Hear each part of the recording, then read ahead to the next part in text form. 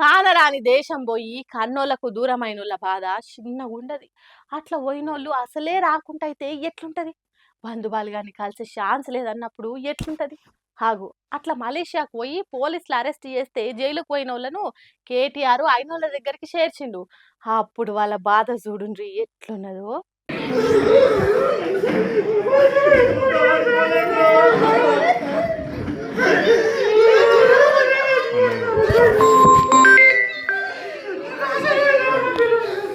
కంటికి రెండు దారలు కాలువలై పారంగా ఎట్లేడుస్తున్నారో చూడుండ్రి.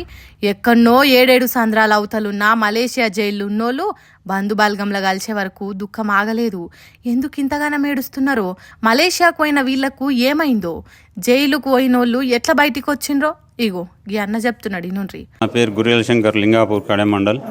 మేము 2 సంవత్సరాల క్రితం మలేషియా పోయి అక్కడ అనుకోని సంఘటనల వల్ల పోలీసులు అరెస్ట్ చేయడం జరిగింది. 6 నెలలు జైలు ఉన్నాం. మేము అక్కడ ఇరుక్కపోయినాక మా ఫ్యామిలీకి చెప్పినాం గిరిగిరి పరిస్థితి ఇట్లా అయిపోయిందని చెప్పి మా పక్క వాళ్ళు వీళ్ళకి చెప్తే మా భార్య పిల్లలు చాలామంది దగ్గరికి తిరిగినారు, చాలామందిని చేసారు ఇప్పుడున్న ప్రజెంట్ లీడర్ల దగ్గరికి. కానీ ఏ ఒక్క లీడర్ స్పందించలేడు, మాట్లాడలేడు, ఏది మాత్రం వెళ్ళిపోయలేడు. నా భార్య పిల్లలు ఏడిసి చేసి జాన్సన్ అన్న దగ్గరికి పోయి అక్కడ వాళ్ళ పరిస్థితి ఇట్లుంది, ఇట్లా సంగతి, వాళ్ళని ఎట్లా చేసి ఇంటికి తీసుకురా, మా పిల్లలకు అప్పయిపో అని చెప్పేసి చెప్తే మా పిల్లల కన్నీళ్ళు, నా భార్య కన్నీళ్ళు చూసి అతను మా దగ్గరకు వచ్చి జాన్సన్ అన్న 2 నెలల కింద 3 రోజులు నీడదాగారం వదిలేసి అడ్వకేట్ను పెట్టి అక్కడ ఒక మనిషిని నిర్మించి సొంత డబ్బులు ఖర్చు పెట్టుకొని మా దగ్గరికి, మలేషియాలో ఉన్న వ్యక్తులకు కూడా మేము ఉన్న జైలుకు అలవట్లేదు. అక్కడ ఉన్న జైలు అంత కఠినమైన జైలు. అలాంటి జైళ్లకు జాన్సన్ అన్న లోపలికి వచ్చి మా దగ్గర అర్ధగంట కూర్చుండి మా బాధలు మొత్తం మేము చెప్పినాయని ఇని చేసి, మీరు టెన్షన్ పడకూరి, నేనున్నా మీకోసం, ఎంత డబ్బు ఖర్చు అయినా కానీ మిమ్మల్ని తీసుకుపోయి మీ పిల్లలకు మీ భార్యకు అప్పయిపోయే బాధ్యత నాది, మీరు టెన్షన్ పడకూరి, కొద్దిగా తినుకుంటా మీరు మంచిగా ఉండూరి, మరీ దారుణం అయినరు, ఎట్టి పర్సలు మిమ్మల్ని తీసుకుపోతా అని మాట ఇచ్చిండు. 4 రోజులు వెనకన్నా ముందో తీసుకుపోతా, టెన్షన్ పడకూరు అని చెప్పిండు. మాకు ఆ రోజు భరోసా కలిగింది. అప్పటిదాకా నమ్మకలేదు, మేము ఇండియాకి వస్తాము, మా భార్య పిల్లల్ని కలుసుకుంటామని. ఆ వరకు మాకు లాస్ట్ అనుకున్నాం, ఇక మలేషియాలో చచ్చిపోతామన్న ఆశ ఉండే. హాగు అట్లా అనుకున్నారట. సావైనా బతుకైనా ఈ మలేషియా జైళ్ళని బయటికి వచ్చుడు అనేది ఉండదు, ఈయన్నే మా బతుకు తెల్లారిపోతుంది అనుకున్నారట. మరి అట్లున్నదట మలేషియా జైలు. వీళ్ళు అక్కడ చేసిన నేరం ఏం లేకున్నా ఉత్తుత్తగా ఆయుధాల స్మగ్లింగ్ కేసులు ఇరికిచ్చిండ్రట. అసొంటి కేసు పెట్టే వరకు కఠినమైన జైలు వేసిర్రట. మలేషియా పబ్లిక్ కూడా ఆ జైలుకు పోకుంటుండేదంత స్ట్రిక్ట్ జైలు అట. అసొంటి జైలుకు జాన్సన్ నాయక్ అనేటైన పోయి అన్ని తీర్ల ఏర్పాట్లు చేసి వీళ్ళను బయటికి తీసుకొచ్చిండట. ఇంతకు జాన్సన్ నాయక్ ఎవరంటే బీఆర్ఎస్ పార్టీ ఖానాపూర్ నియోజకవర్గ లీడర్ అట. అదే నియోజకవర్గం పబ్లిక్ మలేషియాలో చిక్కుకున్నారని కేటీఆర్కు చెప్పిండట జాన్సన్.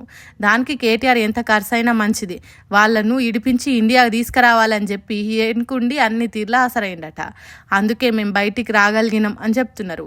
ఇట్లా వచ్చినాక కేటీఆర్ను కలిసిండ్రు. కన్నోళ్ళను కట్టుకున్నోళ్ళను పట్టుకొని ఏడ్చిండ్రు. వీళ్ళే కాదు, ఇంకో 3 కూడా మలేషియాలోనే ఉన్నారట. వాళ్ళను కూడా తీసుకొచ్చే ఉపాయం చేస్తున్నారు అని అంటుర్రు. ఇంత తగినంత రాత్రి పగలనకుండా కష్టపడి తిరిగి అతను సొంత డబ్బులు ఖర్చు పెట్టుకొని మళ్ళీ అడవిగడితో మాట్లాడి మమ్మల్ని బయటకు తీసి 4 రోజులు కూర్చొని తినబెట్టి మమ్మల్ని అన్ని రకాల పేపర్లు తయారు చేసి, ఎంఎస్సీ నుంచి పాస్పోర్ట్లు, అవుట్ పాస్పోర్టు, ఇమిగ్రేషన్ పనులు, టోటల్ పనులు కంప్లీట్ చేయించి ఎలాంటి మాకు టెన్షన్ లేకుండా అతను ఇంబటుండి చెమటాలు అడుపుకొని నాదిరి పగలు నిడద లేకుండా 3 రోజులు సరైన అన్నం తినలేడు, నిడదపోలేడు మా కోసం. ప్రతి ఆఫీసుల చుట్టూ తిరిగి వాళ్ళ 3 చుట్టూ తీయాలని మస్తు ప్రయత్నించాడు. అంతగానం కష్టపడ్డారు కాబట్టి మేము ఇప్పుడు మా రక్త బంధువులను కలవగలిగినాం, తల్లి కోడి రెప్పల కిందికి పిల్లలు చేరినట్టు వచ్చినాం అని చెప్పుకుంటున్నారు. దీనికి సాయం చేసిన కేటీఆర్కు చేతులెత్తి దండాలు పెడుతున్నారు.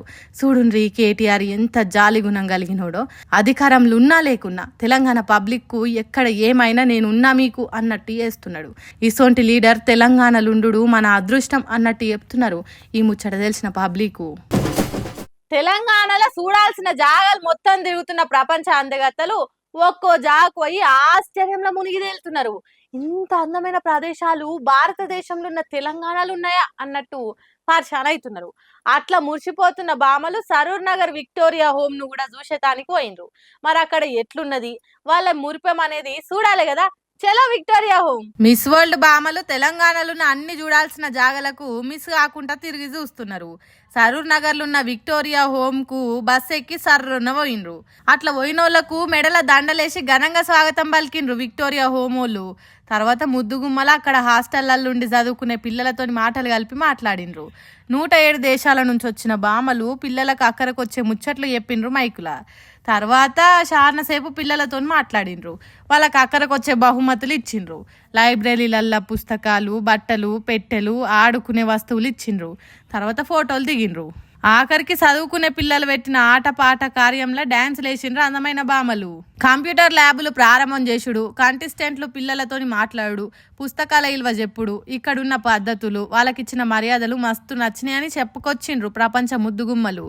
ఇగో గిట్లా జరిగింది విక్టోరియా హోమ్లా అందగతల కార్యం.